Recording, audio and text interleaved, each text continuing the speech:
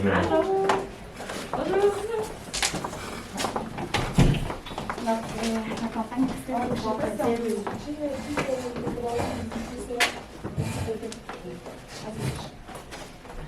On peut faire enlever le masque. Oui, vous pouvez retirer vos masques des masques.